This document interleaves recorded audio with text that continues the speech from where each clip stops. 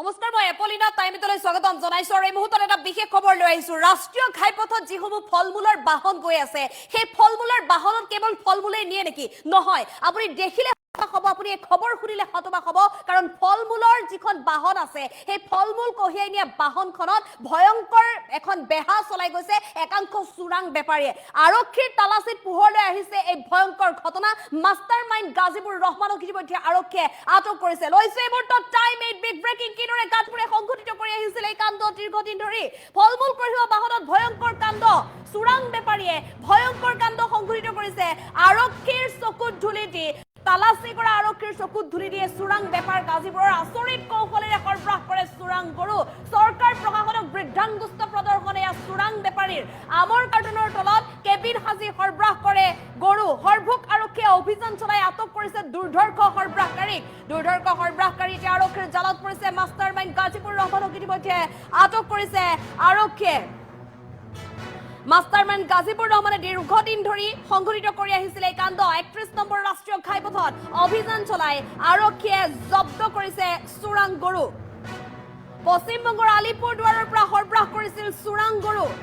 আৰু এনেধৰণে এতিয়া পোহৰলৈ আহিছে এই ঘটনা এয়া মাত্ৰ এটা উদাহৰণ আৰক্ষীৰ চকুত পোহৰলৈ আহিছে আচলতে দীৰ্ঘদিন ধৰি আৰক্ষীৰ চকুত ধৰি দি এনেধৰণে চোৰাং গৰু সৰবৰাহ কৰি আহিছিল গাজীপুৰ ৰহমানৰ দৰে চোৰাং গৰু সৰবৰাহকাৰীয়ে এই কথাই আচলতে আজিৰ দিনটোৰ এই খবৰৰ পৰা একমাত্ৰ পোহৰলৈ আহিছে উল্লেখ কৰিব লাগিব যে গাজীপুৰ ৰহমানেই কেৱল মাষ্টাৰমাইণ্ড নে এই বৃহৎ এই গৰু সৰবৰাহকাৰী চক্ৰটোৰ লগত আৰু কোনো জড়িত আছে সেই সন্দৰ্ভত এতিয়া আৰক্ষীয়ে তদন্ত প্ৰক্ৰিয়া অব্যাহত ৰাখিছে দৃশ্য চাওক দৃশ্য দেখিলে আপুনিও হতবাক হ'ব তলত ওপৰত সম্পূৰ্ণৰূপে আমৰ বাকচ দেখিবলৈ পোৱা গৈছে যিসমূহ প্লাষ্টিকৰ বাকচত আম আহে বজাৰলৈ সেই আমৰ বাকচ আপুনি দেখিবলৈ পাইছে এইসমূহ আমৰ বাকচ দূৰৰ পৰা যদি আপুনি বাহনখন দেখে কেৱল মাত্ৰ ফলমূল কঢ়িয়াই আনিছে বুলি ভাবিব কেৱল মাত্ৰ যি গৰু সৰবৰাহ কৰি আহিছে চোৰাং গৰু সৰবৰাহ কৰিছে সেই চোৰাং গৰু এই কেবিন এক্সট্ৰাকৈ কেবিন বনাই আনিছিল সেই মাত্ৰ সামগ্ৰী কঢ়িওৱা বাহনখনত য'ত আম কঢ়িয়াই আনিছিল আমৰ কাৰ্টুন কঢ়িয়াই আনিছিল সেই বাহনখনতে এক্সট্ৰাকৈ কেবিন বনাই লৈছিল কেৱল মাত্ৰ গৰু সৰবৰাহ কৰিবৰ বাবে চোৰাং গৰু এই বাহনখনতে এনেধৰণে আনি আছিলে এক প্ৰকাৰ জীৱ জন্তুৰ প্ৰতি এয়া এক ভয়ংকৰ ঘটনা সংঘটিত কৰিছে জীৱ জন্তুৰ লগত এয়া গাজীপুৰ ৰহমানে মাষ্টাৰমাইণ্ড গাজীপুৰ ৰহমানক ইতিমধ্যে আৰক্ষীয়ে আটক কৰিছে ৰাষ্ট্ৰীয় ঘাইপথেৰে গাজীপুৰ ৰহমানে যিদৰে গৰুৰ চোৰাং সৰবৰাহ মুকলিভাৱে অব্যাহত ৰাখিছে হয়তো আৰু বহু এনে ঘটনা আপুনি দেখিবলৈ পাব যদিহে আৰক্ষীয়ে ক্ষিপ্ৰতাৰে বা আৰক্ষীয়ে কঠোৰভাৱে এই বিষয়টোত নজৰ ৰাখে দৃশ্য চাওক কিদৰে আপোনাৰো বুকু কঁপি উঠিব বিভিন্ন প্ৰান্তত গৰুৰ চুৰ হয় বা গৰুৰ সৰবৰাহৰ ঘটনা পোহৰলৈ আহে কিন্তু এইবাৰ গৰু সৰবৰাহকাৰীৰ এয়া আচৰিত কৌশল গৰু সৰবৰাহকাৰীৰ আচৰিত কৌশল চাওক কিদৰে আচলতে আৰক্ষীৰ নজৰত পৰিলে এই কথা হঠাৎ আৰক্ষীয়ে তালাচী চলাইছিল বাহনখনত আৰক্ষীয়ে যেতিয়া বাহনখনত তালাচী চলালে আৰক্ষীয়ে বাহনখনত তালাচী চলাওঁতে দেখিবলৈ পালে যে যিসমূহ আম কঢ়িয়াই নিছিল আমৰ ভিতৰত গৰুৰ সন্ধান পালে আৰু লগে লগে আৰক্ষীয়ে অভিযান চলাই গাড়ীৰ পৰা আমৰ কাৰ্টুনবোৰ নমালে আমৰ কাৰ্টুনবিলাক নমাওঁতেই দেখিলে যে কেইবাটাও গৰু এক সুকীয়া কেবিনত এই বাহনখনত সৰবৰাহ কৰি আহিছিল এই ভয়ংকৰ ঘটনা এতিয়া পোহৰলৈ আহিছে আৰক্ষীও এক প্ৰকাৰ হতবাক হৈছে চৰকাৰ প্ৰশাসনৰ চকুত ধুলি দি এনেধৰণে দীৰ্ঘদিন ধৰি চৰকাৰ প্ৰশাসনৰ নীতি নিৰ্দেশনাক বৃদ্ধাংগুষ্ট প্ৰদৰ্শন কৰি দীৰ্ঘদিন ধৰি এনেধৰণে সৰবৰাহ কৰি আহিছিল গাজীপুৰ ৰহমানৰ দৰে চোৰাং বেপাৰীয়ে গৰু সৰবৰাহ কৰি আহিছিল পুনৰ জনাইছো এই মুহূৰ্তত ফলমূল কঢ়িওৱা বাহনত ভয়ংকৰ কাণ্ড আচৰিত কৌশলেৰে সৰবৰাহ কৰে চোৰাং গৰু আমৰ কাৰ্টুনৰ তলত কেবিন সাজি সৰবৰাহ কৰে চোৰাং গৰু হৰভোগ আৰক্ষীয়ে অভিযান চলাই আটক কৰিছে দুৰ্ধৰ্ষ সৰবৰাহকাৰীক মাষ্টাৰমাইণ্ড গাজীপুৰ ৰহমানক আটক কৰিছে কিন্তু গাজীপুৰ ৰহমানে অকলেই চলাই আহিছিল নেকি এই সৰবৰাহ নহয় নিশ্চিতভাৱে গাজীপুৰ ৰহমানৰ লগত এনে এটা চক্ৰ জড়িত আছে যাৰ জৰিয়তে ৩১ নম্বৰ ৰাষ্ট্ৰীয় ঘাইপথৰ দৰে যিটো ঘাইপথৰ প্ৰতিটো মুহূৰ্ততে আৰক্ষীৰ নাকা তালাচী থাকে আৰক্ষীৰ নাকৰ তলেৰে এনেধৰণে আচলতে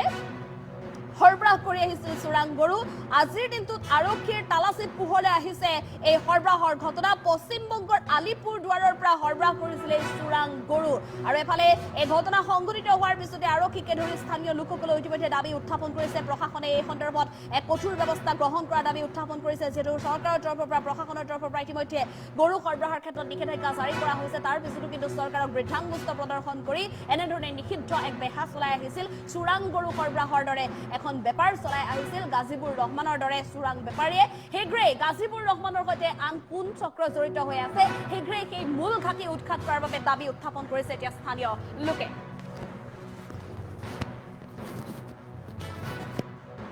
এতিয়া ধৰক আমি জানিব পৰা মতে আলিপুৰদুৱাৰৰ পৰা আহিছে এতিয়া এইখন ট্ৰাকত 12টাকৈ গৰু এইফালে আমৰ খাচা ইয়াতে কেনেকৈ গৰুকেইটা আনিছে ইয়াতে চৰকাৰ নাই নেকি এইখন চৰকাৰৰ প্ৰশাসন বস্তু আছে তেওঁলোক ইয়াতে আমাৰ সৰ্বগত ধৰিছে বেলেগে আম গৰি বুলি এৰি দিছে আমৰ গাড়ী কিন্তু চাওক আমৰ ভিতৰত গৰু আৰু এইখন গাড়ী যিটো টেকনিক দেখা পালো এনেকৈ এইখন গাড়ী দি এইবিলাক চলি আছে ভয়ংকৰ কাণ্ড বন্ধ হব লাগে চৰকাৰে বন্ধ কৰিব লাগে এইটো ঘটনাক লৈ খুব দুখ লাগিছে কাৰণ এই এখন সৰু বাহনত ওপৰত আমৰ বাক্সা তলত গৰুকেইটা বান্ধি কুন্ধি যধে মধে সোমাই দিয়া হৈছে আৰু এইটো ধৰ গৰু এটা মৰিলেও ইয়াৰে আৰু এটাই বহুত দুখ পাই আছে গৰুটো এই ধৰ আমাৰ যি সৰভোগ আৰক্ষীয়ে যি এই পদক্ষেপ ল'লে এইটো বহুত প্ৰশংসনীয় আৰু লগতে তেওঁলোকক আমি ধন্যবাদ জনাইছোঁ সৰভোগ আৰক্ষীক আৰু এইবিলাক যি দুষ্ট চক্ৰৰ পৰা যিবিলাক এইবিলাক কাম চলি আছে তেওঁলোকক আমি দৃষ্টান্তমূলক শাস্তি দিয়াৰ বাবে প্ৰশাসনক আমি আহ্বান জনাইছোঁ এইটো ঘটনাক লৈ খুব দুখ লাগিছে কাৰণ এই এখন সৰু বাহনত ওপৰত আমৰ বাক্সা তলত গৰুকেইটা বান্ধি কুন্ধি যধে মধে সোমাই দিয়া হৈছে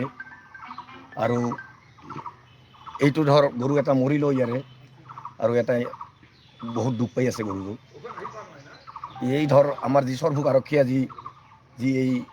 পদক্ষেপ ল'লে এইটো বহুত প্ৰশংসনীয় আৰু লগতে তেওঁলোকক আমি ধন্যবাদ জনাইছোঁ সৰভোগ আৰক্ষীক আৰু